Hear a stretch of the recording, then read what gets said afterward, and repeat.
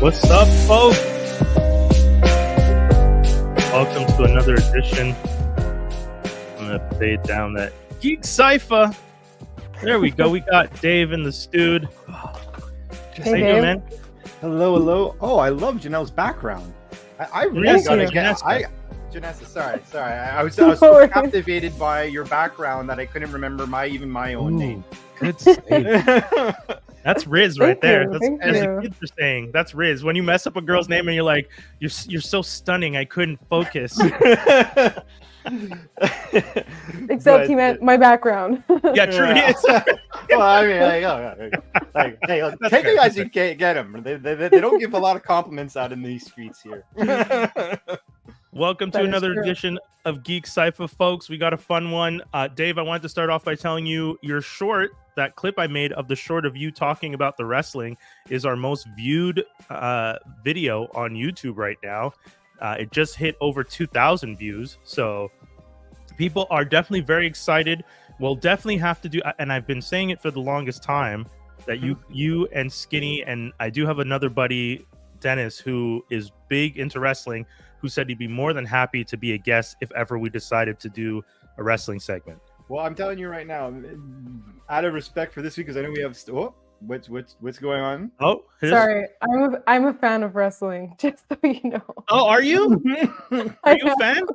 Okay, well then we can talk about it then. Let's do it, because I told the guys I didn't want to talk about it because I didn't know if you liked wrestling, but let's discuss, because they had stuff they wanted to discuss about wrestling at the top. Just out of curiosity, because I just wanted to know, by chance, are you aware of everything that's happened as of late?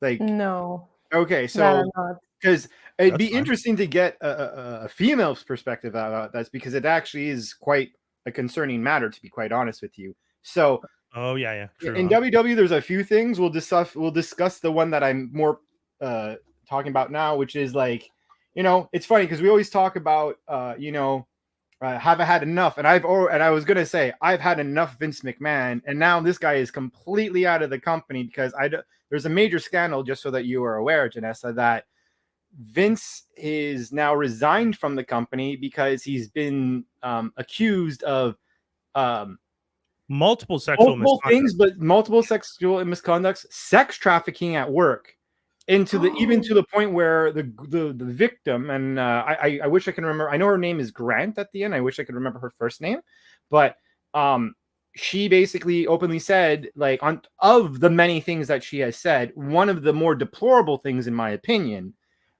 is that not only was she forced and pictures of her were like trafficked around the company, he forced her into not only just to have a threesome, but in doing so, apparently he defecated on her head. Good Lord. Yeah. Like, it's what? Wild. I haven't heard any of this. I mean, I don't really follow the in the now news, but this is a week old. Like, everyone was like, the biggest thing is going to be that The Rock is now part shareholder of TKO, because TKO owns UFC and WWE right now. And everyone's like, that's great. And then, like, the same day, they're like, this all dropped on the wow, I'm reading about it right now. Like, skyrocket stocks because The Rock came to save the franchise, and then woo. So just so we can give a little bit of clarity for people that are that don't know, recently TKO, and this is for most folks who aren't necessarily huge fans of wrestling, and just to catch you folks up, and Dave, you can correct me if I'm wrong on any part of this. As I understand it, WWE got sold to TKO, who also owns the UFC. TKO is kind of branding themselves as like the wrestling and UFC and Ultimate Fighting, and we already see like people like Brock Lesnar and Ronda Rousey and a whole bunch of people have crossed over, made that connection. So it's not out of this world for those industries to be linked together, and TKO is now bringing them under one umbrella, which is kind of perfect. Vince McMahon did technically leave or step down as a creative some time ago, but then didn't actually stay away. Well, the thing is, so he was basically getting some really bad press at one point in time, which was about similar, but not as detailed as the things I just said to you now, which obviously I appreciate your shocked face, Janessa, with what I was saying. But they had kicked him out at one point in time to say like, "Yo, this is becoming toxic. You got to leave." And then he ended up weaseling his way back in because no one had like really. They didn't Like, have it enough wasn't power to push him out. detailed. Well, it's Right. it's just it's more like, you know, the details and the actual allegations weren't as public as they are now, right? Right. So Right. He's like, no, they tried to besmirch me, and he squashed that somehow. And then, you know, lo and behold, he comes back, and when he comes back, you know, a lot of people said we don't want him in creative, but he had a good business mind. Like, he's the one who, like, regardless of the disgustingness of that he did, like, you know, if you take that away for 2 seconds, he did build a brand. He did make a monopoly for a really long time. Yeah. You know, we can't deny like a certain degree of you're scum, but you are Business acumen. business genius. He has business acumen, especially with wrestling, and he's been in the family business for so long. So it's not wrong to say that from a business perspective, he knows what he's doing. There's a lot of people who are scum who are smart business people. Bezos, Musk, Trump. I'm saying their names, and I'm not trying to take away from the business dealings that they've done, but they aren't necessarily the nicest people. They're not loyal. They're loyal to cash, but not to the people around them, specifically not women. But that's a whole other thing. So he came back to help with the merger that ended up being TKO buying them. But so not only does this come out, you know, and you know, at the same time, like, some good news for them, they got you know, The Rock to be on their board, which is a huge thing for them. Another thing that was earth shattering, again, right before this was leaked out, was Raw is no longer going to be like basically WWE won't be on TV anymore. They're actually going to be on Netflix starting in 2025. Yes, that I heard about. Yeah, which is like huge, because I mean, it speaks volumes about the fact that, you know, their streaming service wasn't good enough, but like it's talking a lot about WWE's streaming network was a good start to correct. And, you know, it's also, you know, dictating like what we expect to happen in the future with other sporting things. But then not only is this done, but then like in the blurb, they don't mention him by name, but they go out of their way to be like, there was a lot of people who turned a blind eye, including a former UFC champion who is also on the roster, which, I mean, obviously it's not Ronda Rousey. So they're basically incorporating Brock Lesnar into, like, again, I'm not calling Brock Lesnar a pig or anything like that. I'm just saying that allegedly, allegedly, right? Like, it's allegedly, but basically, allegedly, it was implied that he was at least shown photos, and he more or less was like, "Ew, no," kind of thing. That's my interpretation of what's been shared. Now, unfortunately, you should have whistleblowed that. Let's be honest. This guy is like, you know, millionaire by this time. You should be doing something, etc., etc. So that shit's all wild, you know. And there, but then, like, what I find as like another sack to WWE, for lack of a better term, Janessa, you know that, you know, there's the Royal Rumble, and the Royal Rumble leads to WrestleMania, right? So they had a lot of plans. One of them was Brock Lesnar was supposed to be in the Royal Rumble. Just to back up a second, just to emphasize the impact that made, like, you know, the company need to react to this, Slim Jim, which has always been synonymous with wrestling, you know, especially Randy Savage when we were younger kids and whatnot, slap into a Slim Jim. He was their spokesperson. The day that it found out, they're like, we're so far, which is wild. I love it. But they pulled out of Royal Rumble weekend, the day of. They're like, if you don't figure shit out, we're done. Oh, wow. We're not like, they pulled all their advertising, which the next day Vince McMahon then resigned, right? And then Slim Jim came back because they're like, yeah, as long as, basically they gave him messages, as long as he ain't here, we'll be playing, but you also got to get rid of whoever else is, you know, transpiring, because it's a huge investigation. So Brock Lesnar's not only taken out of the Royal Rumble, but he's now out of WrestleMania. Very, very big marquee player, and a lot of people were able to guess what matches he may or may have not been. Regardless of who his opponent would have been, it would have been a star-studded match. They just hired back CM Punk. CM Punk, obviously, again, a huge draw. CM Punk tore his tricep in the Royal Rumble match and is officially needing surgery, which, again, one of the biggest things about CM Punk, and again, ironically, 10 years ago, left the WWE, tried to do UFC, openly admits that he failed at that, everyone knows that he didn't have a good track record with it, but at least he had, lack of a better term, the balls to try. Maybe that's not inappropriate with all the things I said before, but regardless, yeah, I like he had the balls to try. Let's continue to talk about sexual assault in the WWE. Yeah. But you know, the thing was, like, he never got to main event at WrestleMania, regardless of the fact that he did lose the match. He finished the match in the Royal Rumble, but now he's off the card. So now you have two key people, 2 key matches off the card, and even furthermore. I'm not sure if you're aware of who Seth Rollins is.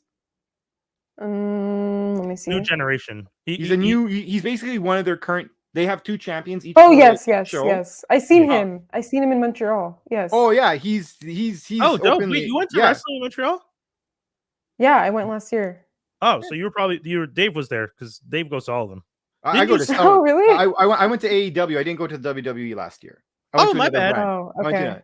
So rude. Which one were you? Which one did you go to? I went to, actually, it was one of the, like, it was at Place Belle. I can't remember what it was called. But Ronda Rousey,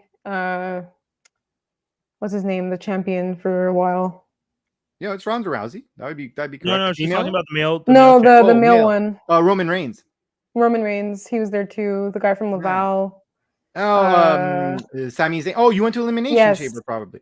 Or sorry, was that? It's the one where the guy from Laval fought Roman Reigns in his hometown, right? Yes. Yeah. Yes. So that was, I forget the name of the pay-per-view, but I forget the name too. That was a really I'm actually a bit jealous right now. But anyways, I'm gonna digress on that. So needless to say, so you're more than recent. So Seth Rollins also recently, he's the current champion.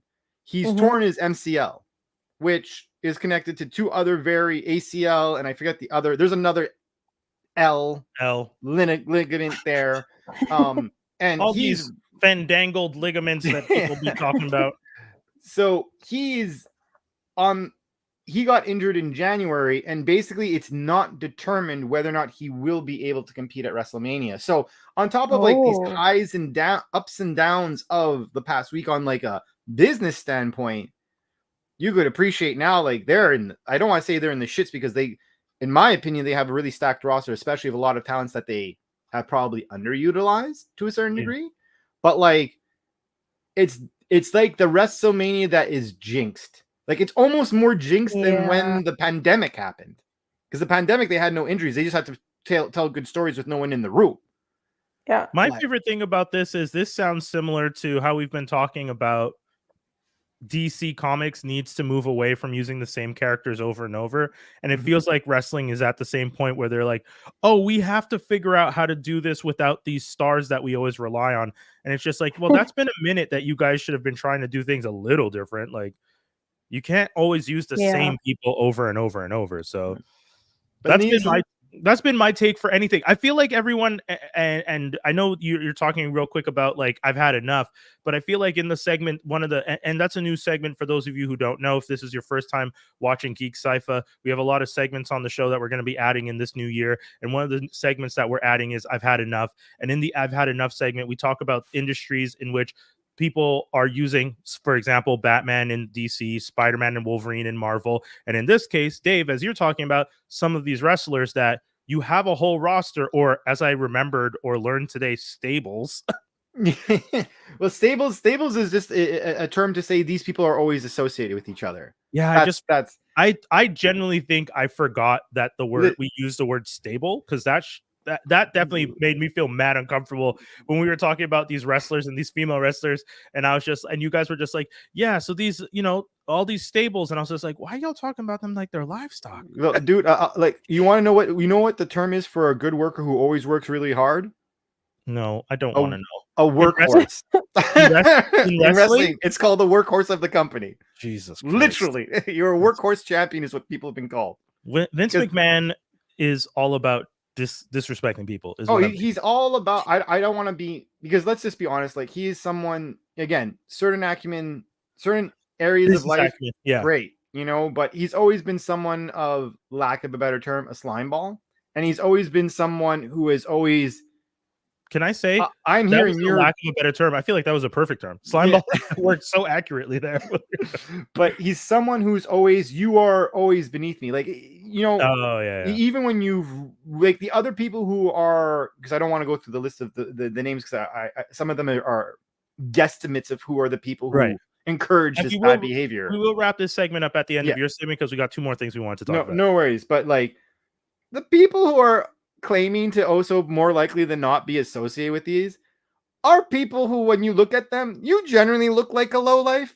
Like you look like someone who would be that. Like, you know, like, you know, when you look at someone, you'd be like, I'm like, it's like when you walk down a street at night and there's like this big burly guy with tattoos and like, you know, we're trying not to piercings and stuff. But no, I'm not trying. But you'd walk by and you initially be like, you might meet them. You might meet them, and they might be the nicest person ever. You're like, oh, I was wrong. But the people that they are accusing of, you look like those people. Like you look like if someone closed their eyes and described to a police sketch artist what they thought like a creepy pervert looked like. Pervert WWE people, it would be Vince McMahon and the new Vince McMahon too. The creepy slick back hair with the weird mustache. Oh, the Hitler McMahon, yeah. This man is that's what I call him, the Hitler McMahon, because he looks so bad. So but anyways, needless to say, Chippy fucked up on their side. Sorry to no, I'm past 5 minutes. Huh? No, but let's try. I said last week. I'm trying, but they deserve better for streams. For all the effing they were doing behind the scenes, I deserved 1 F-bomb. That's all I'm just saying. To the next. There goes the youth vote. There goes the youth vote. Okay, we can't swear. I had to remember that. No, we can swear. We can swear. We can. It's just like he says it to me because I'm excessive. Yeah. He swears a little more than the average bear. And then when I'm like looking at the stats, I'm just like, I wonder if these swears are hurting us. But yes, on to the next segment. We want to do the other segment that we have. You on one. Skinny just in time. We're going to be talking about what's going on with Toys R Us here in Canada, for those of you who don't know. And I feel like this one's perfect for everybody in the room. Toys R Us has decided, or I should say Sunrise Records, who owns Toys R Us, has decided that they're going to clear out the video game section of Toys R Us, and they're going to toss in what is now a mini HMV. They've done it in Toronto already. It looks like they're doing it. They're bringing it to Montreal, because I went to the Toys R Us in the suburbs, and I went to the one in LaSalle here in Montreal. And I've seen the sections. They've completely cleared out. They've taken all the video game stuff out. They've moved everything. The Funko Pops are on one wall. The other walls are all empty. The shelves are being cleared out. They reduced toys by like 25%. It is crazy. It's abysmal. It's bad. It looks terrible. I don't even listen. Y'all remember Urban Outfitters, right? That's when vinyl was coming back, really like that. Do kids really buy vinyl like that? I'm saying kids because I'm 38. So I'm saying, are the kids is it, you know, are we really is about that? Is it really like that? I do think it's trending right now. So vinyl's bussin', as they call it. As they call it. You're not that old, Skinny. Bro, I'm owning it now. You read and watch movies still. Like, come on.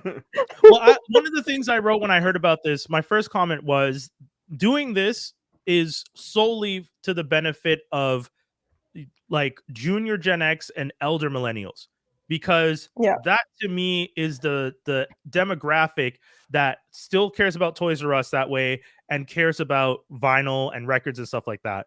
And I don't think that as a business plan for Toys R Us, I think I see what they're doing, because I think what they're doing is when the parents come in with the kids for the toys, the parents might also see something they like vinyl, like CDs, which I find weird that there's even CDs, but you know, there's CDs. There's even CDs. I think I have the video here. I'm gonna see if I can pull it up.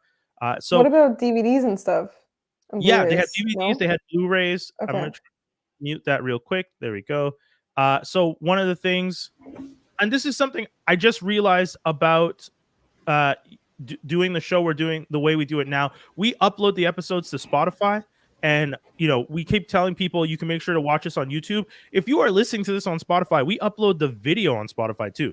So if you're listening to this right now on Spotify and I'm about to play this clip, guess what? you can go on Spotify and open it up and watch this video with us. Watch along as you're listening to it on Spotify. It's almost like having an automatic option for a clip now, which I think is really great. But I'm going to present my screen because they show in this video, and I know I'm going to turn off the audio because I don't need it.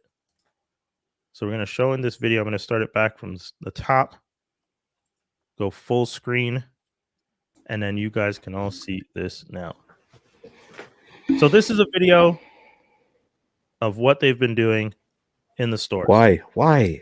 So right now, again, if you guys are listening to this on Spotify, you can click to watch the video along with us. If you are watching this, if you're listening to this and you want to watch it with us from the beginning, feel free to go over to YouTube and watch us on YouTube or Twitch. But now, Toys R Us in Canada now carries records, CDs, and Blu-rays. In the video, you can see a full HMV style section of vinyl. They have CDs, which I don't understand who you're selling CDs to. Most people I know don't know Dave Racing. That's really weird. The same age group that would want to buy toys. What are you doing? I like when I saw the video the first time, I didn't understand the CDs. I understood selling Blu-rays. I understand selling vinyl and records. Yeah, right, exactly. But my question is, if you still have Sunrise stores open, do this at your Sunrise stores. Yeah, what are you doing this for? That's what I don't get. If Sunrise is the owner, why are they? If they're going to do this and then start selling better T-shirts at Sunrise again, I'm kind of for it. But if they're selling the same Jason Voorhees, Friday the 13th, Freddy Krueger puzzle crap that they've been selling, and all these socks and board games that I don't want, the Elm Street version of Monopoly, like, bro, stop. Why are we doing this then? Why? Honestly, I don't understand. If anything, it's to try to enhance the parent experience there. Instead of parents being bored and just kid buying, it allows them, and then there will be a gap, a bridge of gap, so to speak. Instead of the kids, like example, now as you have a kid who's getting older and doesn't want to play with toys, you're going to slowly steer them towards the Sunrise. Is there a way of you see what you're doing? You're reaching. That's what I might be reaching, but it's better than not. I will give him credit. Sorry, go ahead, Janessa. Yeah. No, I was gonna say maybe it is a way of trying to attract an older crowd. Maybe that's their way of. I think it's two things. I think it's exactly what Janessa is saying. It's tracking an older crowd, and I think it's also what Dave is saying. You're gonna try and do branding, because if you're taking your kids to Toys R Us, Skinny, you have kids. You take your kids to Toys R Us. You go into Toys R Us. You're not necessarily the best demographic for this because you don't necessarily want vinyl and these bad T-shirts. I'm here for toys, right? But if you're not a collector and you take your kid to Toys R Us, your kid is running around looking at this doll, that Lego set, this action figure, and you're standing there and you're just like, oh, yo, I used to listen to this album when I was in high school. And then you're a grown adult. Bring your kid to Walmart where they have all the same stuff in the superstore and go find yourself some coffee within the same store. Why brook up a toy specialty store? Why brook it all up? A toy specialty store. Just to sell. Walmart doesn't have records, just saying. Yeah, I know. You know what I mean. They do have an audio section, which you could include vinyl. I mean, but funny enough, I will say Walmart actually recently, and I think I don't know if it was Walmart, but I think it was Best Buy. Best Buy took out their stuff. Yeah, a lot of the box stores are starting to take out some of the physical content. Blu-rays. Toys R Us trying to milk up on that. That's what I'm saying. Toys R Us sees an opportunity. You guys are getting rid of Blu-rays. We have a whole section. We have a video. We have Sunrise as a record store, a brand that, to be honest, between us, the Walls, and everyone else who's tuned in, nobody really pays attention to. No offense to Sunrise. I love the store. I like going into the store. I like looking for seasons of TV shows and stuff like that.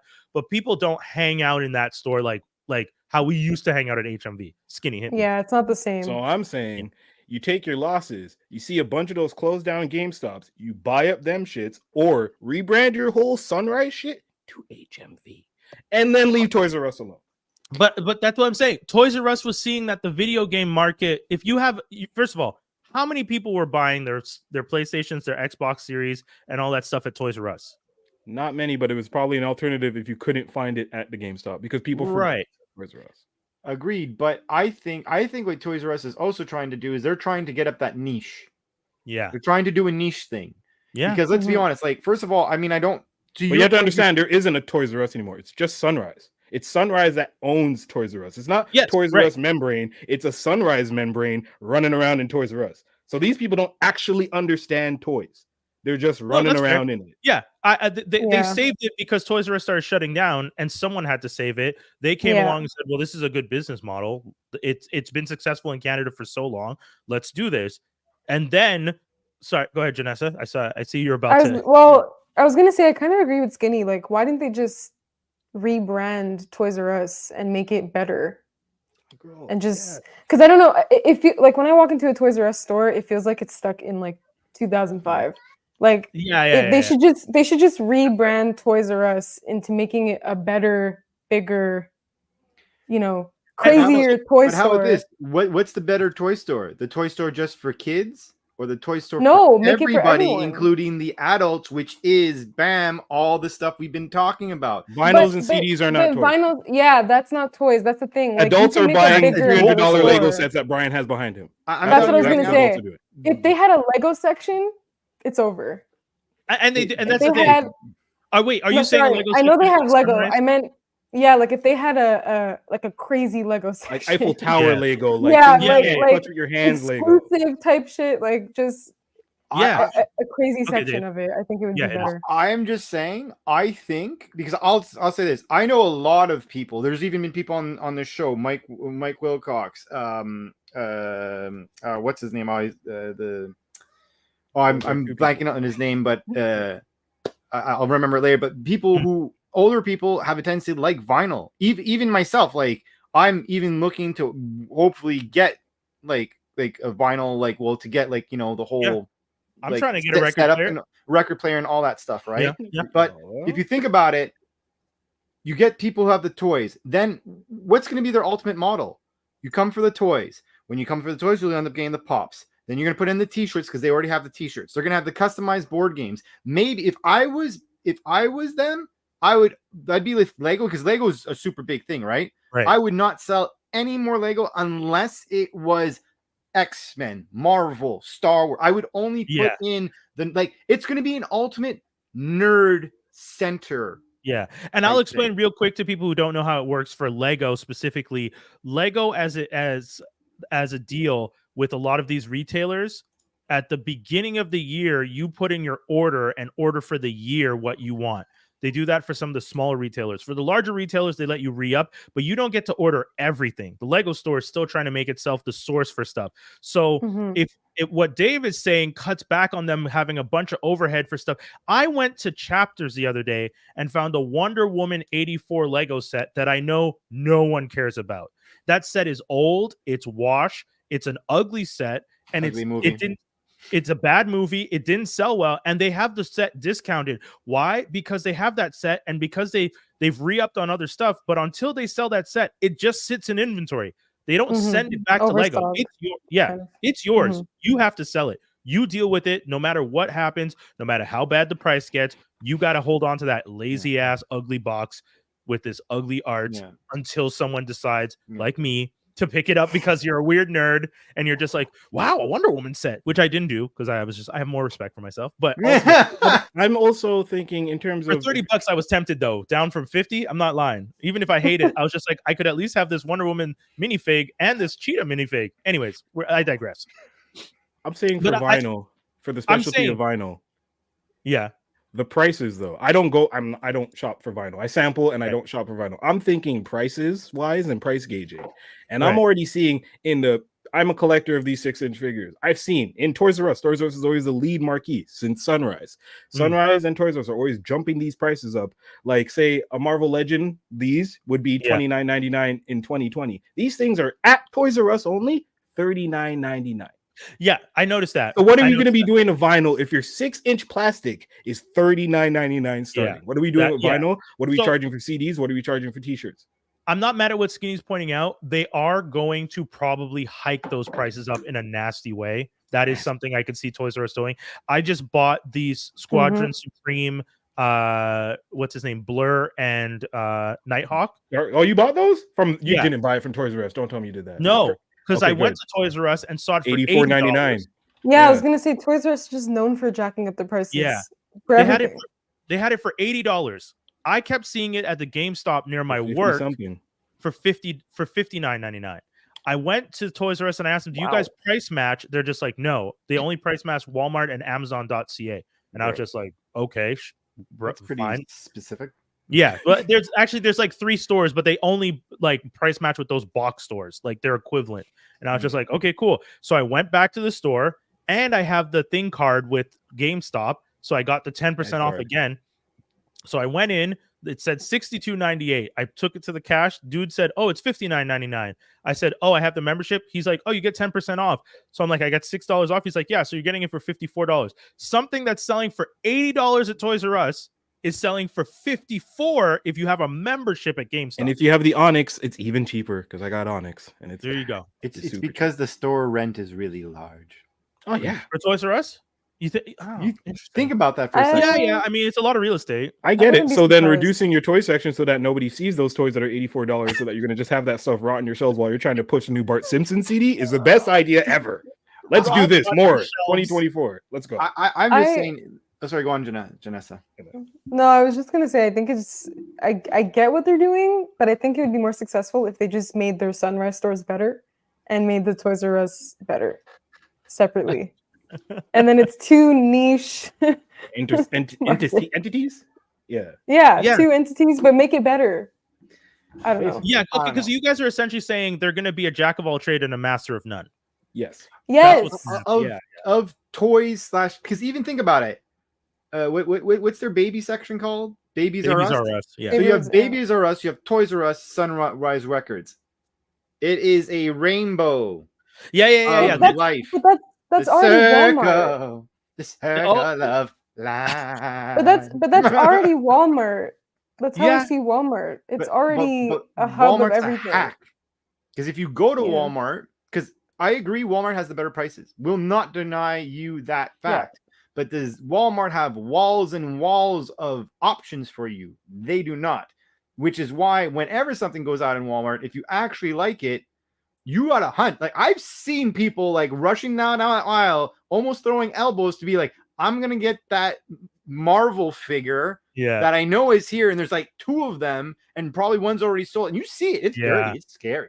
Yeah. But that's what's I gonna get that. happen at Toys R Us if they make it this huge hub. It's gonna be the same thing. Well, So I see it this way, and I agree with a lot of things all y'all have said. I think one of the things though is, for example, when I went to the UK, and we even have them here in Montreal, we have those geek stores that have like the statue figures, that have action figures, that have like the adult sets of Lego and stuff like that. And I really do believe, and I as much as I understand why Janessa, you and Skinny were saying it's not necessarily the best business model to do because you become a jack of all trades and a master of none, is if you start to focus on trying to please everybody and be a Walmart, because it's going to be kind of a Walmart type energy to have like records, record players, t-shirts, Funko Pop, Lego sets from all ages. Like you're going to have the adults Lego sets and all the way to the Duplo Lego sets.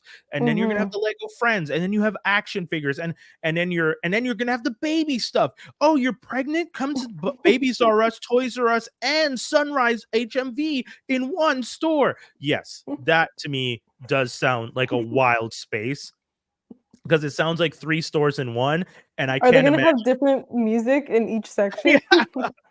Well, that would that's be wild. That that's would be pretty much- wild. but that's Think that's about what you're that. getting.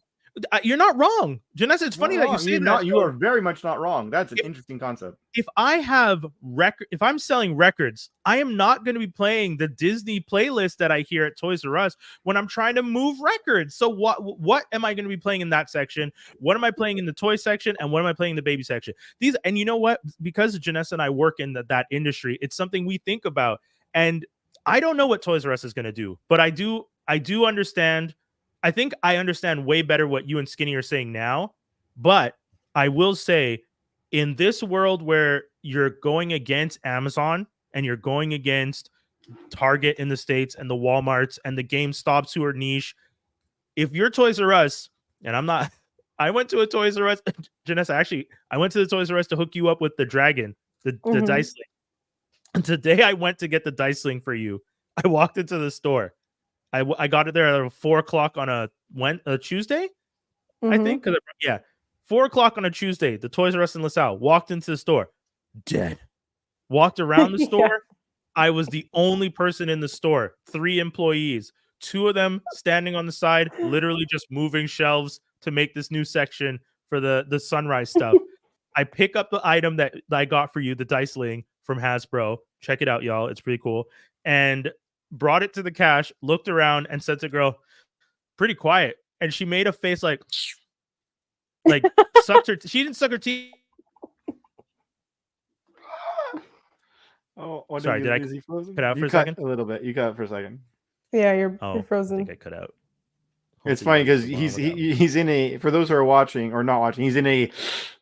It looked like he like cut himself or something in that moment. Well, while Brian says that, the only thing I'll say is, we hear you. You good?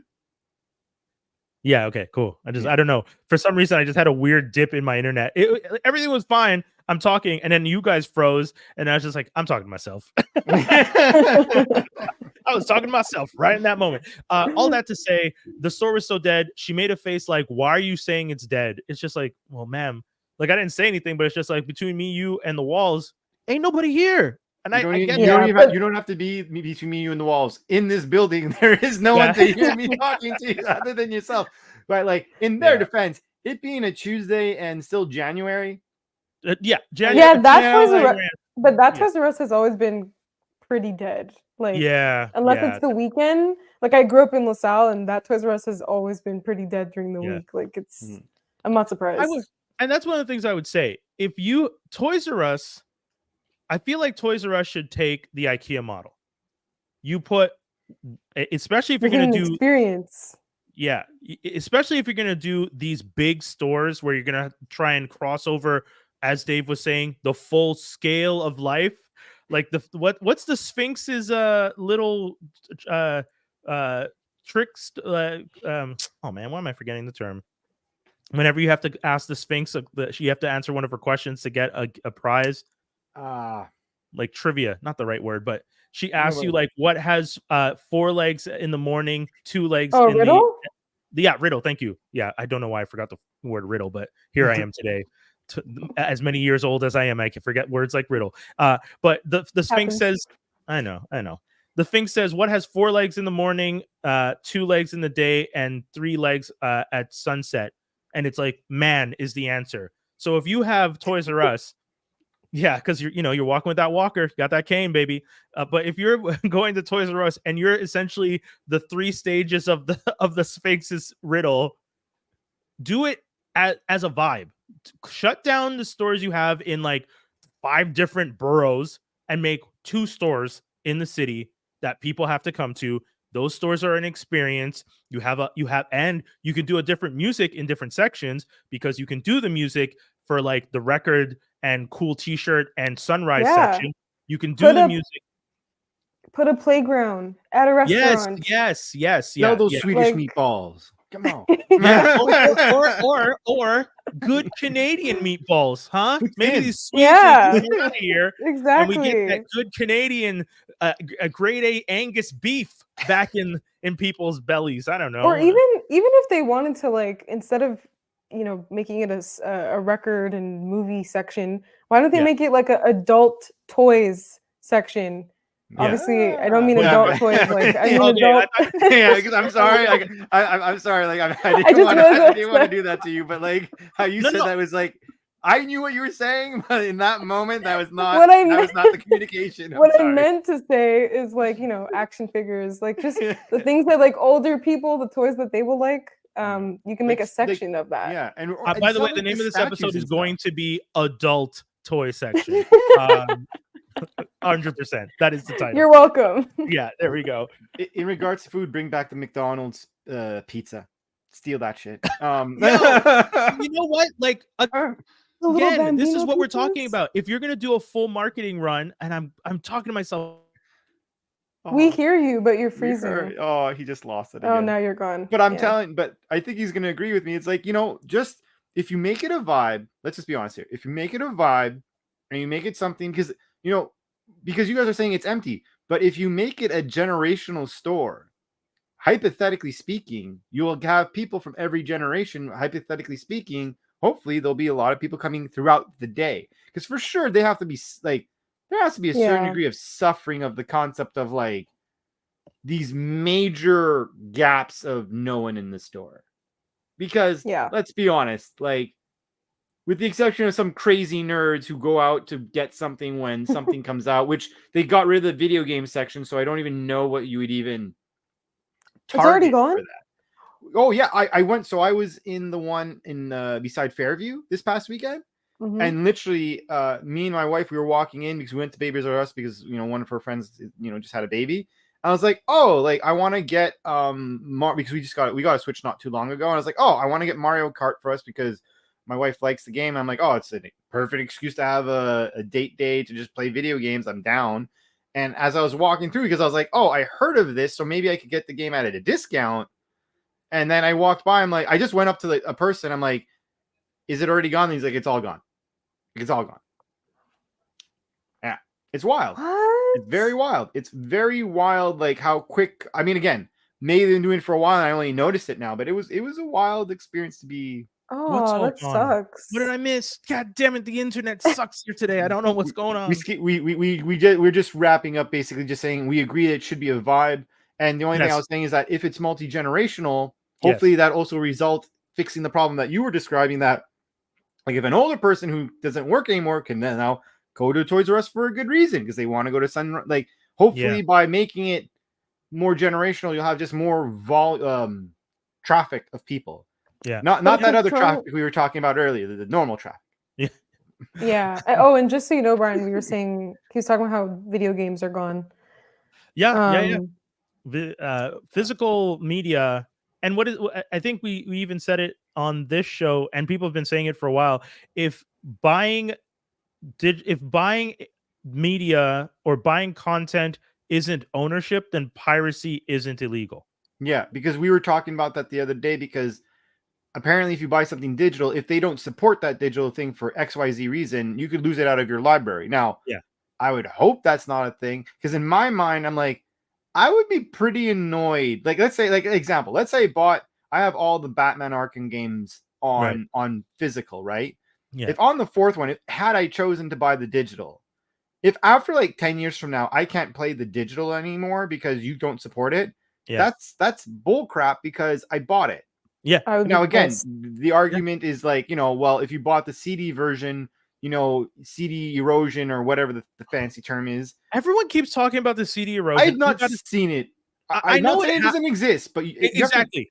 You have to treat your, like, if you're leaving your CD out on the table for 10 years, sure. But it's just because you're being an idiot. But like, dude, I still have the most death Black on Both Sides that I got in high school, and nothing wrong with the CD, and it's been in a case in my house. All the moves I've done since I was in high school, it survived. So I have my original Green Day Dookie and R.A.P.'s Clumsy albums. I dare say I could try and find them right here. Right. They still work.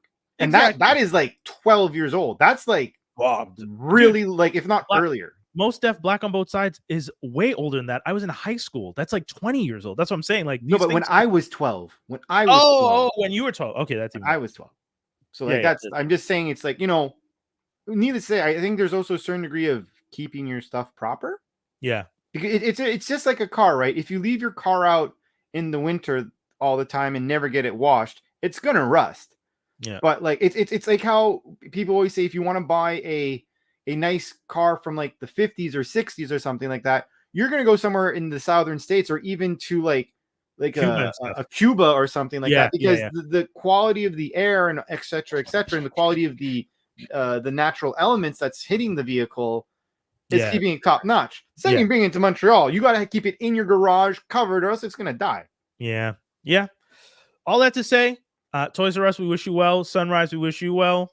And Vince McMahon, we wish you hell. There we go. Oh yeah, double time. Fuck your ass. I hope someone Jesus. fucks your ass. Sorry. Oh, hey. I almost want to make that the title, but the F bomb would definitely get our episode flagged. Make it a clip. I hope someone ducks your butt. Janessa, kind of like adult toys. yeah. I'm not getting over that one. We'll stick with the adult toy section.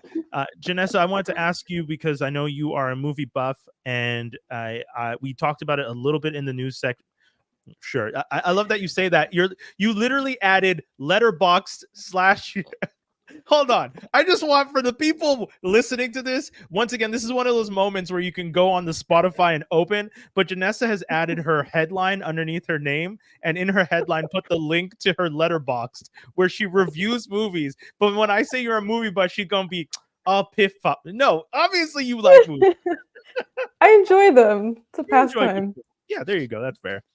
But I wanted to mention we didn't get to talk about it too much. I did want to ask you two questions. First question, how do you feel about the nominations?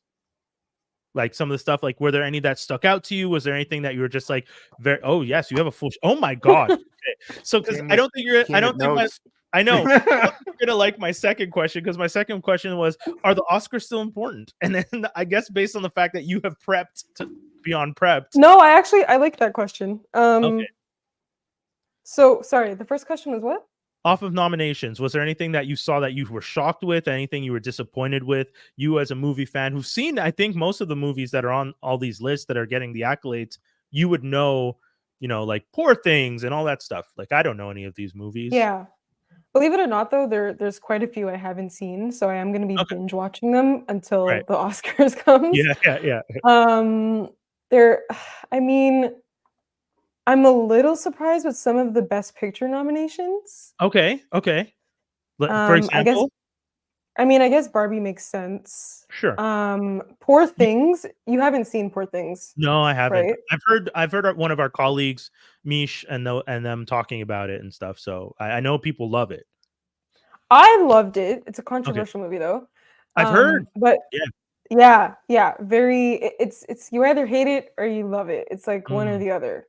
I am surprised though, because for a Best Picture, it's, I don't know. I feel like Best Picture is supposed to be more accessible, like. Oh, interesting. For everyone. Right. Well, in a way, it should check off the boxes, but Poor Things is very. It's a I don't niche. even know what the word is. It's like a very niche type of story, right? Like it's very. Like you have to have a very special type of sensibility, in my opinion. Yeah, it's a very it's a little too artsy to be a Best Picture, like in my opinion. Okay. I don't really see artsy films like that in Best Picture nominations usually. Right. But we'll see. There's other movies like Barbie makes sense. Killers of the Flower Moon also makes sense. Well, when I saw the list, I'm very bad at watching movies. As many people know, Brian Holiday watches stuff at 1.5. He watches multiple movies in a day. I don't necessarily always absorb everything. Speaks in the third person. Talks in the third person because Brian Holiday is an odd character, and we believe in him for his love for film. But no, joking aside, Dave, you get points. You're right. I'm a little weird sometimes, but I saw these movies and I saw these nominations, and I've heard what a lot of these films are about. And Dave, you'll love this. I did my entire rant on Iron Claw that time, expecting Iron Claw to get some nominations because it's a very Oscar baity type movie where it's like a lot of drama and depressing and I have to say, based off a true story, and I was actually happy to see it didn't get nominated, because I've been saying for the longest time, and this is what led to my next question: are the Oscars still important?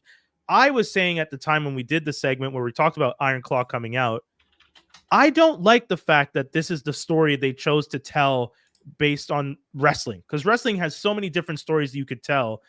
The fact that this family got the spotlight when their story is so depressing, and so depressing, I would point out that one of the brothers' stories was cut from the film, if I'm not mistaken, because they thought it would be too unrealistic for people if they saw how much loss there was in this family. Because the family is so much loss, people would think this is unrealistic. Like, you can't expect me to think these people actually went through this. But I think that they did Iron Claw as like, it's kind of like, I'll compare it to Blade. What? Blade. Hear me out. Yeah. I'm very excited to hear how Iron Claw and Blade are. But yes, walk me through what was Blade, if we think about it? The original Blade, Wesley Snipes. Other than obviously niche comic book lovers know who Blade is. But what did Blade do? Blade was a test subject to say, hey, what if we put effort into a comic book movie? Will it sell?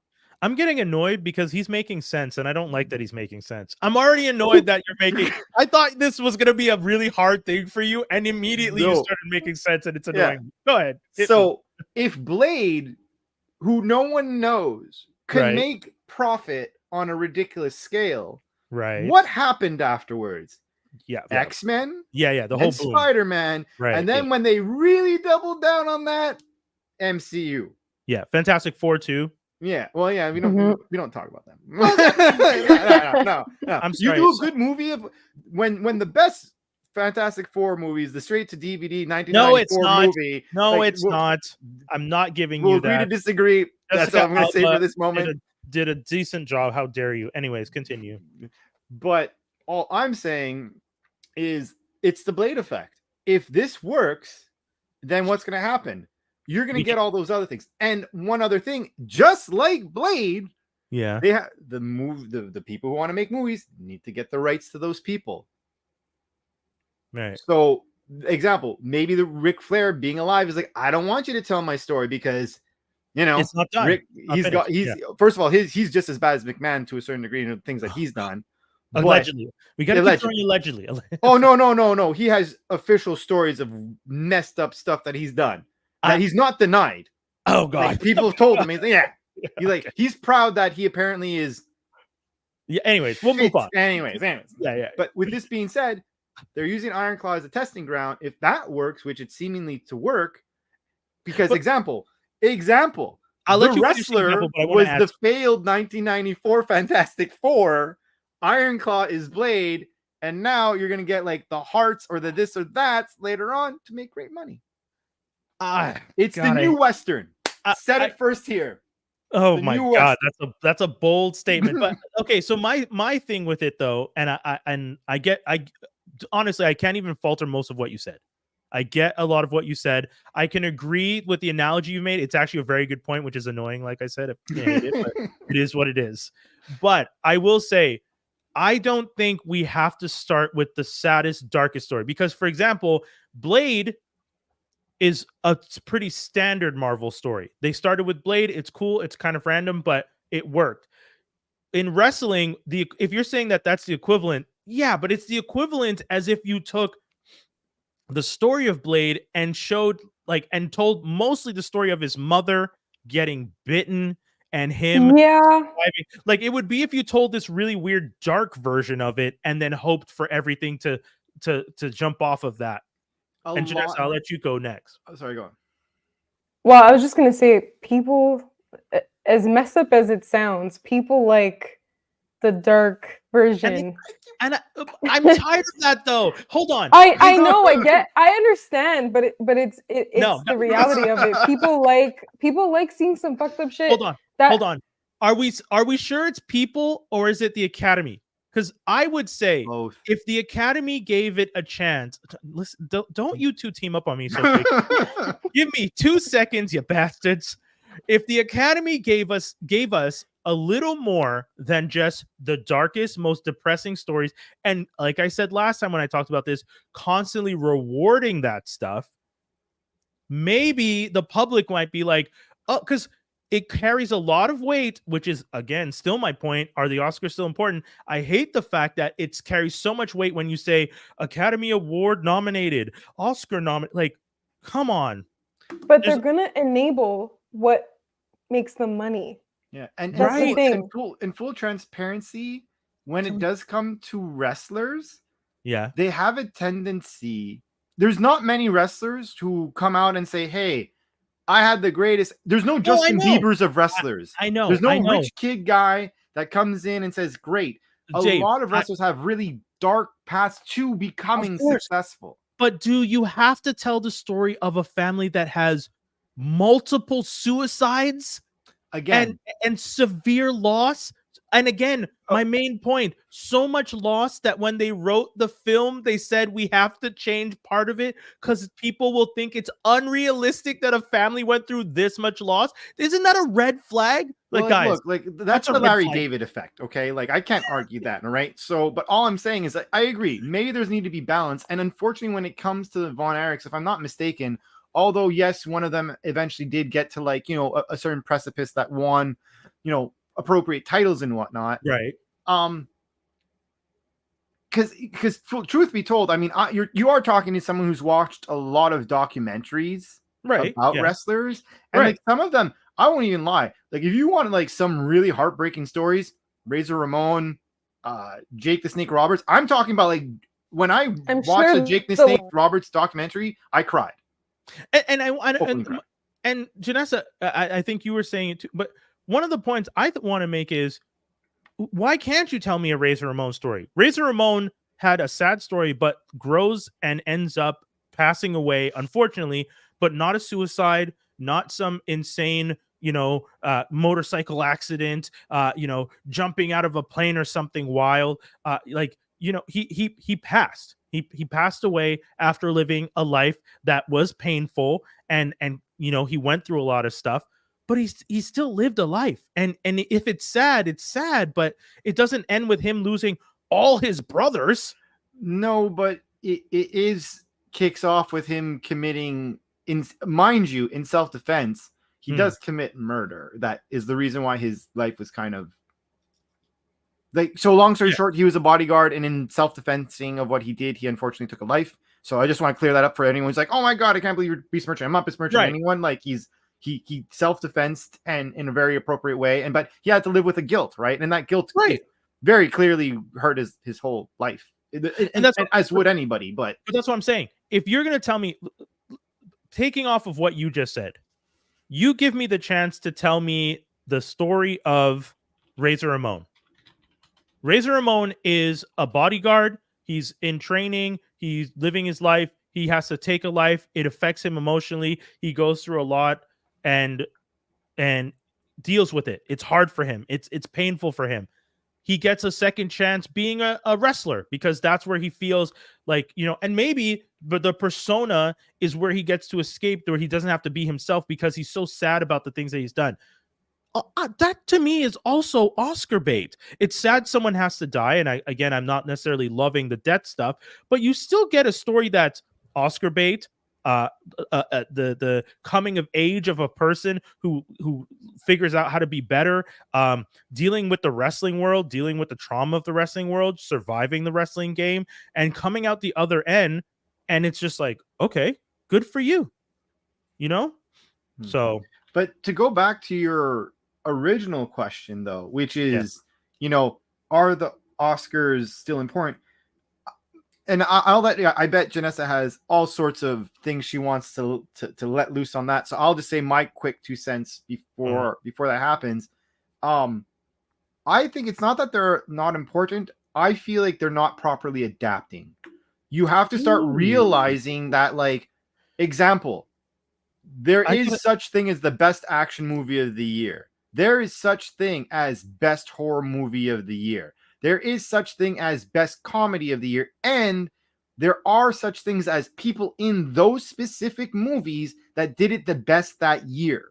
And possibly did it better than the people that they're willing to give awards to because they fit into this box that the Oscar exactly. Because, like, for example, one trope of the Oscars that I think is dated and completely false, best movie of the year. Fuck that noise. When you go to the Grammys, Grammys have every single category of every single type of music. And that's true. And then they say, well, out of the best of all these guys, who's the best of all of them? If you were to put them in the ring.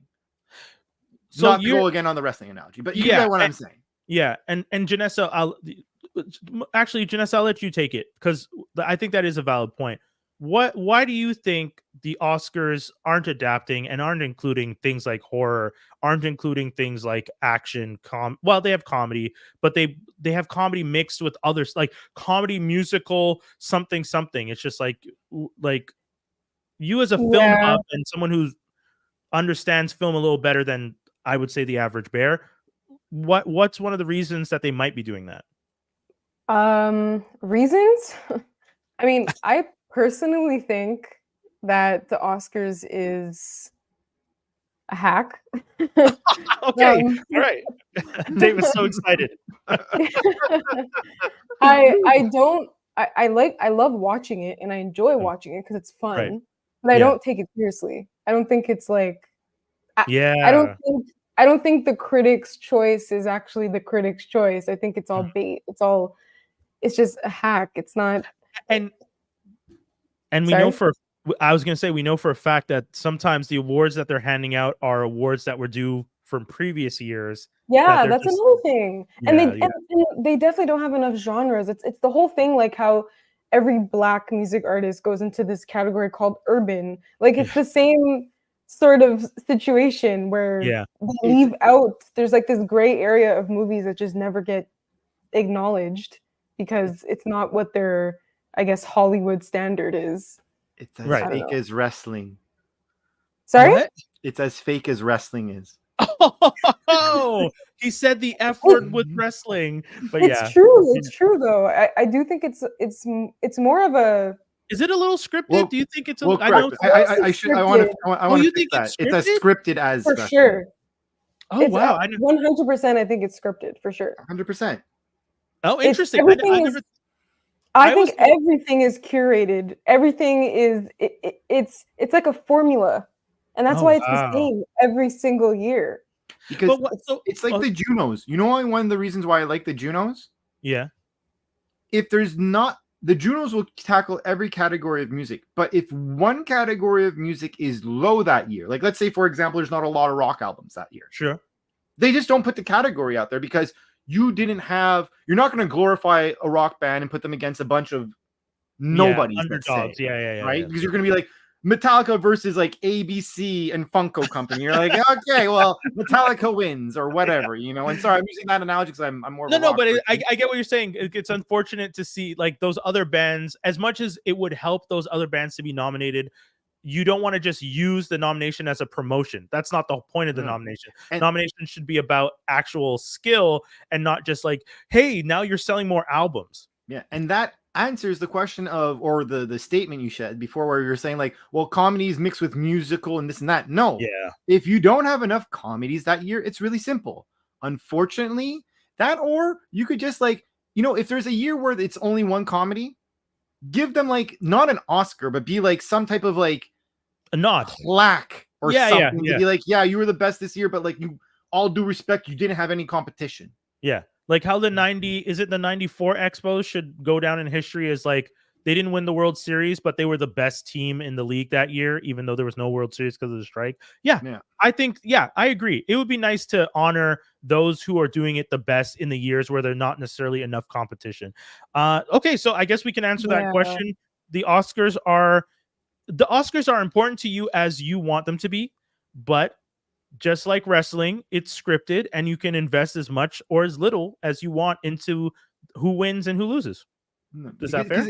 Because it's also, let's just be honest, like to a certain degree, it's to glorify the 1% and it's to show off, like it's a marketing for rich people, the red carpet.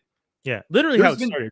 It's like you see these people walking down the red carpet. Every guy's in the same penguin suit, but every girl is in the most fashionable blah blah blah blah blah blah blah. Yeah, that's the thing. Like I just feel like not only like there's that part of it where there's not enough, you know, recognition for other genres and whatever, but there's also just even if they did have these categories, it's always the same people winning, the same types of movies winning. Like there's no variety. There's no, like, how is it that sorry, what's the name 2 years ago, the best picture that won? Leo's movie? No, Korean. Oh my god, I forget the name. Parasite. Thank you. Oh my god, how did I forget that? Anyways, how was that the first time that Right. you know what I mean? Like that Yeah, shouldn't have been the first time in 2020. What was it? 2022. And didn't the director say specifically once North America can get over the hurdle of the few lines at the bottom of the screen, they'll open themselves up to like a bunch of other That's films? the thing. I'm Like there's so many international foreign films that are top tier movies that don't get recognized because it's not Subject. Oscar material Right, or whatever. right. But I don't know. It's just taking us a long time to get over that hump. It's still very Americanized. It's still very like, it's still always Tom Hanks and Meryl Streep winning, and like, you know, yeah, true. like I'm I tired mean- of seeing the same people winning the awards. Like we need And they're- more diversity. Inclusive. How long is the Oscars? Usually, It's like Usually 3 hours. 3 hours. So, like, Oh yeah. So 3 hours, right? But like, if I'm not mistaken, there's a significant amount of fluff like between them, right? So it's like you could cut out this like dog and pony show and put in these other categories and give these people the time to talk. And if anything, Yep. you know, you just respect the concept of like, hey, you have it, because like, let's be honest, like again, it's a glorified event because obviously it's about entertainment, but they're all in a guild, so to speak, right? So if you're in a guild, pay attention to the rule. You have a minute or 30 seconds to say thank you. Don't be a dick, with the exception of like, you know, if you stay at the only people who should take extra time, if they did the thing where you actually do action movies and so on all those movies, tell everyone you have 30 seconds to a minute. Don't F around about it, with the exception of, okay, if you're best actor of the year or generation or like those special ones, you get a little bit more, because if you example which I also found it a big insult that it wasn't televised, when what's his name? Pulp Fiction, Samuel Jackson. When Samuel Jackson won, I think it was the Lifetime Achievement Award or whatever, that was essentially behind closed doors. And you're like, yo, out of everybody, out of all the most charismatic people you could put up, like, example, if Spike Lee was going to get the best or Lifetime Achievement Award for director, if you told me you were going to do that behind closed doors, I'd be like, no offense, and I'm sorry, I'm going to do it this time. Fuck you. Like, you're a jerk. But I wonder if it was Tom Hanks, if he would have had it. Well, that's the Tom point. Hanks has been up there enough times. He doesn't need to say it again. Yeah, but they love him. He's the face. He's he's adorable and stuff because he's just innocent. But like, you know, he's America's dad. Right? Yeah, that's exactly. Right, but like at the that's same why time, they love him. But can we point out though, as America's dad, his product was Chet Hanks, and if Chet Hanks is not the perfect example of America, I don't know what is. Like, that is when you say Tom Hanks is America's dad, and then Chet Hanks is his son, and you're like, oh yeah, America is Chet Hanks. A lot of weird accents, makes really bad jokes, terrorizes people for no reason. But that really makes me question his parenting skills, because I don't even understand how that's his son. Like, it confuses me every time I see him. Oh, I thought, wasn't it Colin Hanks? Colin Hanks is his other son, but he has Chet Hanks. Yes, who is there's Chet Hanks too. The younger Chet brother. Hanks is a buffoon. Let's be honest. He's an internet comedian. He's I'm wild. checking it out right now because I don't know if I recognize him. We're gonna go into our next segment. We're gonna play the theme that we played last week that threw everyone off.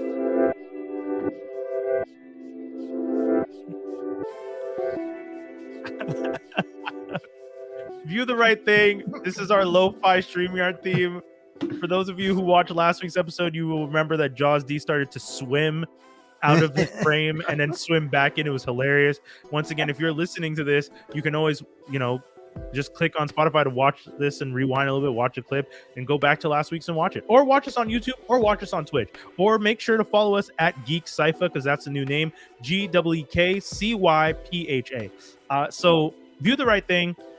We're going to make it really tight because we only have 10 minutes before we want to get to our news, and we have a lot of news this week. So, Dave, do you want to go Masters first? I'll hit it up. So, Masters of the Universe is exactly that. They finally mastered the storytelling of a He-Man story. You were so excited for that. Oh, I really was. I'm planning it all week. No, But like needless to say, the thing that I really liked about it, it made sense why Revelation happened. Yes, It yeah, made yeah. sense it made Revelation be like, this is really important, because in reality, it wasn't that Revelation was, oh, this is the new He-Man thing. It was actually a prequel to this very important storytelling that I found. Yeah. Needless to say, so spoiler alert, just for anyone who's hearing, Tella is basically working on trying to fix Preternia, which is like the heaven of their realm, the Valhalla of their realm. And at the beginning of the movie, it's shown why it's important, because He-Man's father, the king, it basically passes away early on in the first episode. Yeah. And then you go on this path of Tella is trying to recreate basically heaven, while He-Man / Adam is trying to figure out, how do I rule a kingdom while also somehow being He-Man, and faulting her along the way. But at the end of the day, great action, Mm-hmm. a lot of good plot twists and turns. The only things I was I won't say critical about, but like there was at one point in time, there's someone who's looking to be a good guy. The second you see him, like, this guy's a bad guy. The only thing is, I know. but the twist of finding out, and this is where I'm going to try and not spoil it too much for our viewers, Right. but the twist of not only who that one person is, but then the further twist of who that person really was. But question, is that part of the original lore? I don't know, but if it is or isn't, perfect. Yeah, I thought that was, it made so much sense. And I'm not trying to talk in riddles and stuff. I just don't want to over spoil. Yeah, but that's fair. The only other thing I didn't like is the first 3 episodes was at a very good pace. But by the end of the 3rd episode, quasi into the 4th episode, I'm like, I'm aware that there's only 5 episodes to this season. Yeah. How on earth are you going to wrap this up? And they did. But I was there, I'm like, it's the only time in a long time that I was like, I wish you guys would have given this show 6, maybe even 7, because there were some character story arcs. Like, for example, there's Orko's story arc with a blacksmith that looked so promising, because they were clearly the biggest odd couple. Yeah. And I was curious, how are you guys, like, they were tasked with a mission to fix a weapon. You get it, and like, it's like the next time you see it, it's perfect and everything's fine. And there's no, and the last time you saw them in a very dire strait. Like, they're being attacked. Like, we're gonna die, and then all of a sudden we're fine. We're good. Life is fine. That is such an accurate part. Yeah, I was like, I could have had not an episode, but an episode sprinkled along the whole season. Length. That's what I'm saying. Like 6 or 7 would have been to just make the current story and the blatant stories where you wanted a little bit more there. But you could have given me a one-shot episode of their ride, and I would have been fine with that. Yeah, I'm down. Yeah, I agree with you. Everything you said, on point. I mean, I think people should really check it out. Masters of the Universe Revolution is out on Netflix right now. You can check it out.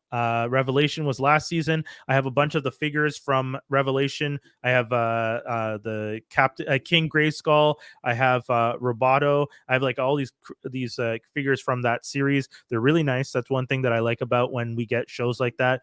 You know, something that I grew up with that they re-release. Kevin Smith comes along and is just like, I grew up with this too. And then Netflix is just like, yeah, we're going to make toys, because that's the whole business plan of He-Man. And then I end up being able to buy all the black action figures. I even have, what's her name? Andra, the girl that does engineer. I have her in my set, which I love. She's the man of rude war. To say, but person of arms. I'm going to say person of arms. I found it really weird that they didn't call her woman of arms or whatever. I understand why.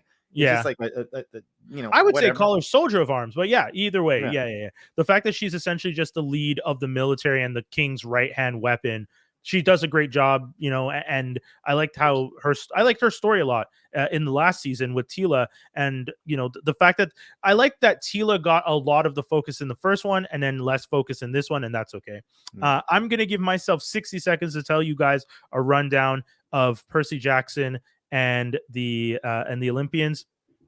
I'm going to start it now. I think it's really cool. If you guys haven't had a chance to check it out, Percy Jackson is the story of the son of Poseidon. It is set in a world, in our world, in which the Greek gods do exist, and they have continued to exist. They moved their base to the center of power, which of course is America.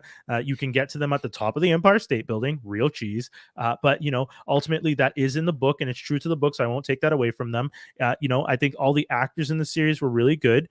And if you guys are looking for something interesting, Greek mythology, fun action, not too serious, a lot of fun, and some great casting. Like a wrestler actually is cast as Ares, and I'm sorry that I don't know who he is, but I'll let you look that up, Dave. Isn't it Adam Copeland? No clue. You say names as if I know these wrestlers. I was going to say Edge, but I'll just look it up. Sure, that sounds right. He does look like the guy I remember as Edge, so that would be accurate. And for those of you who felt that I only have 5 seconds. For those of you who felt that they made a big change with regards to when the timeline and the deadlines were, yes, they did. I still think it works. So if you're a fan, go check it out. If you're a fan of the book series, I think it's a truthful. And if you're a fan of like action and like coming of age kid adventures, go check it out. And if I'm not mistaken, Edge was Ares, and he did a really good job. So yeah, I would say yeah, it was. Edge. Edge does a great job as Ares. It's really, really good. It was fun. And I will add this, and this is important. R.I.P. to Lance Reddick. This was one of his last performances, and he does play Zeus in the series. So it was really nice to see him in the series have that kind of, because Lance Reddick has played powerful characters before, but to play the god of gods, Zeus, in mythology, and to see him like have that gravitas on the screen was really fucking fun. I have a random geek mythology question for you, Brian, that I was talking to someone earlier today, and I just realized now this is a good segue. What's the name of the person who in Greek mythology, I believe it's Greek mythology, who has to push the rock up the hill but always falls down and he always has to go back up? Prometheus. Oh, cool. Excellent. Yeah. Thank you. I'm gonna nerd out on another group chat later. Oh wait, no. Promethean. Yeah, it is. Prometheus is the one that is his liver is eaten by an eagle every day for giving fire to man. Pushing rock, Greek myth, and the person is Sisyphus. Thank you. Sorry. Prometheus is the one that gave fire to humanity and is being punished and is chained to a rock. And every day a vulture comes and eats his liver, and then it regrows because he's immortal. So it just grows back. Sisyphus, a Sisyphean task, is a task that causes you to just have to do it over and over again, which was his punishment. Punished in the underworld by god Zeus, who forced him to roll a boulder up a hill for eternity. Every time he nears the top of the hill, the boulder rolls back down. And then Atlas, if we're gonna go, God, you guys, I love Greek mythology. Atlas, his punishment was to hold the world on his shoulders. Anyways, let's continue. So as you guys know, this is our next segment, and we got to tune a little intro for that one too. Geek news and rumors. We're gonna have yeah. Wait. She's like, it's powerful. First one, for those of you who don't know, Milly Alcock, who plays the young queen on House of the Dragons, has been tapped as the new Supergirl. I'm really sad for Sasha, who played Supergirl in the Ezra Miller film, because Sasha was fantastic, and I think she would have done a really good job in the universe had she gotten the chance to do it more.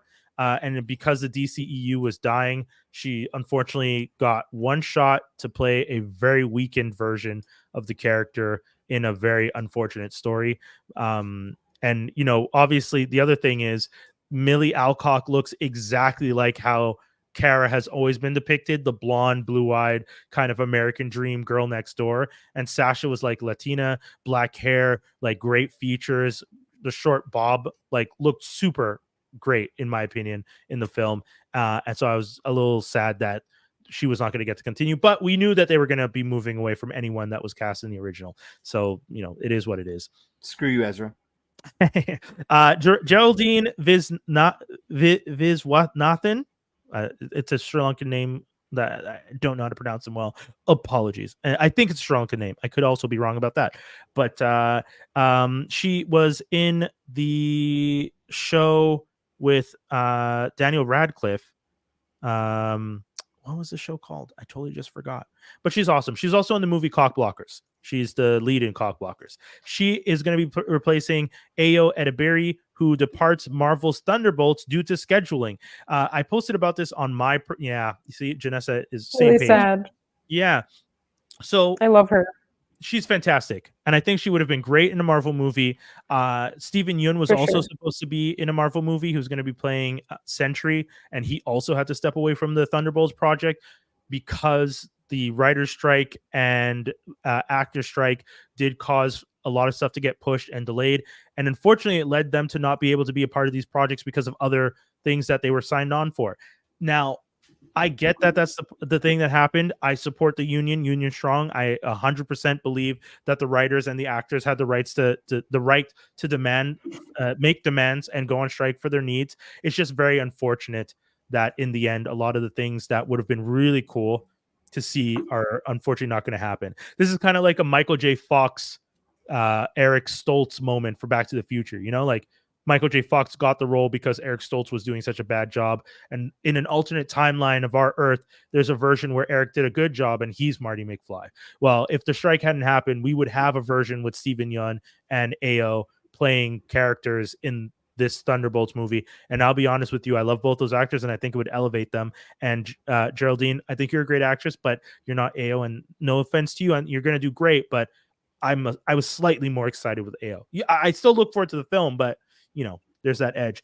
Star Trek Section 31 movie starring Michelle Yeoh has added 7 cast members, which is crazy. I'm excited.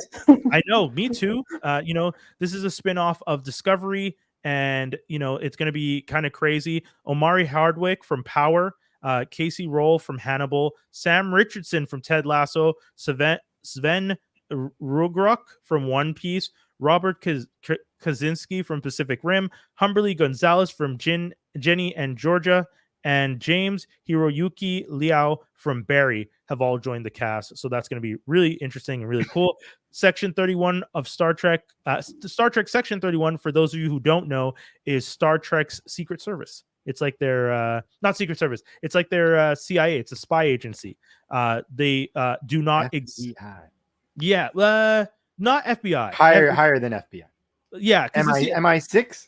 Yeah. So that's one of the things. The CIA is not supposed to operate on like American soil. They're the spies that go out, and the FBI is kind of the spies that stay in. Is kind of the way you split. For you Canadians who don't know, in Canada, our FBI is the Mounties, and our CIA is CSIS. There you go. So next time someone asks you, yes, the Mounties are a thing. They don't wear those uniforms. Doesn't have a good ring to it, honestly. It's kind of embarrassing. The second one sounds like a disease that you don't want after having sex. Haters. Anyways, it's a little embarrassing, but anyway. Section 31 with Michelle Yeoh. We all know Yeoh has been killing it out there. Love her. So her playing Georgia, or Georgiou, I think is the name of the character. If you've watched the show, you've seen her. She's done fantastic, and she can only add more amazing to the screen. And then, guys, I'm a big SNL fan, so this one's pretty big for me. But SNL finds its Gareth Morris in Lamorne from New Girl. What, this movie is supposed to be like a mockumentary type thing? It's not a mockumentary. So Garrett Morris is going to be played by Lamorne Morris, which is already crazy. I almost wish they were related, but as far as I understand, they are not. Mm-hmm. But Lamorne Morris, who played Winston on New Girl, is going to be playing Gareth Morris, the first original Black cast member of SNL from 1975. And SNL 75 is going to be about the original cast, which is pretty cool. And it's going to be, and weirdly, Peacock and Universal aren't a part of it. From what I understand, it's a Sony project, I think. That is kind of odd. You think that what's his name wouldn't allow that to right? When I saw what's the guy who's the guy, the Lorne Michaels. Lorne Michaels. I'm surprised that Lorne Michaels would allow it not to be underneath his wing, because he's protected that. He's protected SNL for a really, like, of course, love him or like him as an individual, whatever. But like, he's made that show last, and right on. Dude, they're going to be celebrating 50 years next year. Like, it's is there anything that any show that has done no? I'm thinking like any show, like on any that beats Simpsons, that beats Yeah, I don't think there's anything that's like soap operas. Days of Our Lives. Yeah, you're right, because I think I think maybe Coronation Street.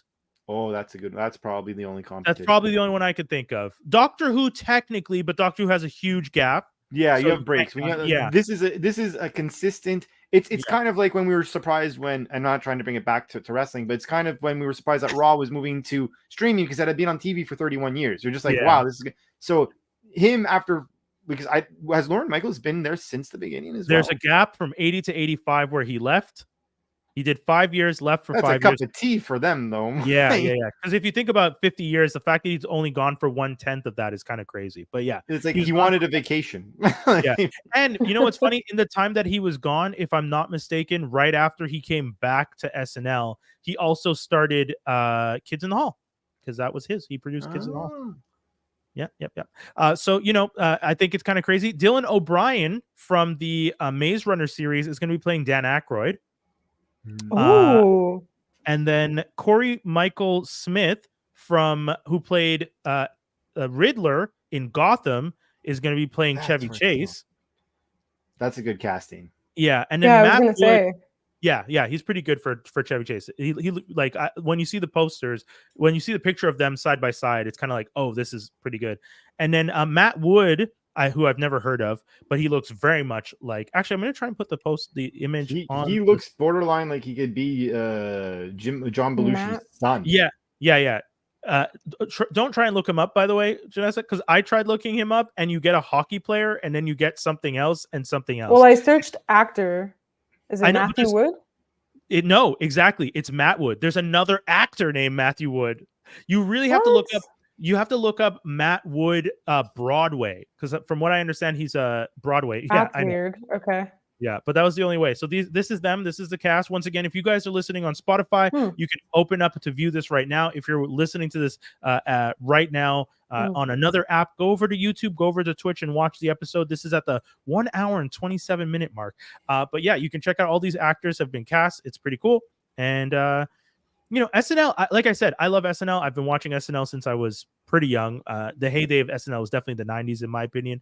But I feel like a lot of people feel like their era was the best. So there's a bunch of people in the 80s who probably swear by the fact that they have the best SNL and so on and so forth. So I've always said that the original casting plus, and obviously I'm biased because it was mine, but like the 90s casting where you had like Norm Macdonald, Adam Sandler, David Spade, Chris Farley, and you were just getting Tim Meadows, Will Ferrell, and Tim Meadows, like that little beautiful, like they're on the out, but they're still in, and the new generation is just coming in because usually they do a big cut, right? Like they usually like this is really we're redoing the cast and whatever. Like that is one of those that era.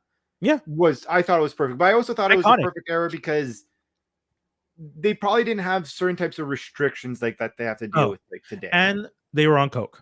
But let's be honest.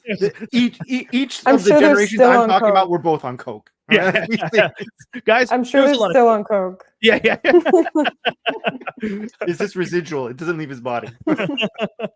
And then our last bit of news is kind of not as much news as much as it's just really geeky fun for us Legos and Lego fans. And we were talking about this earlier. So we're gonna, is it what I think it is?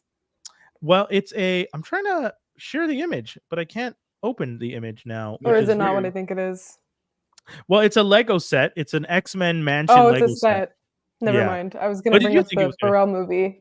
Oh, well, you know what? That is news. Pharrell is going to be telling Janessa, I'll give you the honors. Go ahead, because you were the one that put me onto it. I'm not trying to be an advocate. In the news. I approve this message. I just share it. I'm just excited because I love Pharrell as an artist, so it's really exciting to see that he's coming out with a Lego movie to tell his life story. Still random, but really cool, and I think it makes sense for Pharrell because he's always out of the box. So I'm excited. He's like the I don't want to be like this, but I'm gonna say he's like the new Tom Hanks of America. He's an amazing person. I like, and that's Oh, a compliment. That way. Okay. I compliment people. Yeah, I thought Not we were an making insult, a compliment. It's just because we I were was like, making no, fun are of- you saying he's a sellout? Yeah, we No. were making fun of him literally 2 seconds ago. So for us to turn around and be like, No. Pharrell is no, but okay, yeah, I get No, it. I'm just saying, like, he's like example, and this is gonna be sad, but Yeah. he's the reason why the Grinch 3D is hype. I don't know if you got like the Grinch. So I don't want to drag us What? back to like Yeah, Christmas, but like make it quick because we only got I will one make minute it before we quick. have to sign off. you never thought the Grinch would be better. Grinch 3D is better. One of the reasons, Pharrell's narration in the entire film. He kills it. Oh, interesting. I never even thought about That's that. one of many things. Like, don't get me wrong. Oh man, what's the name of that band he was in? Neptunes. No. Pharrell? Is that Yeah. another Pharrell? band? It's like it's an acronym. Oh, Nerd. nerd. NERD. Nerd.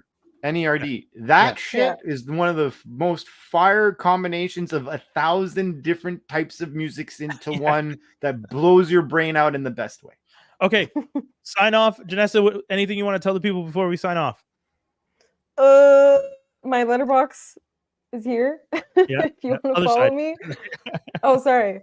Yeah, Here? there you go. Yeah. If you want to follow me, and that's my Instagram handle. If you're in Montreal, I have a movie club. You can follow that too. That's at Not a Movie Club on Instagram. And yeah, thanks for having me.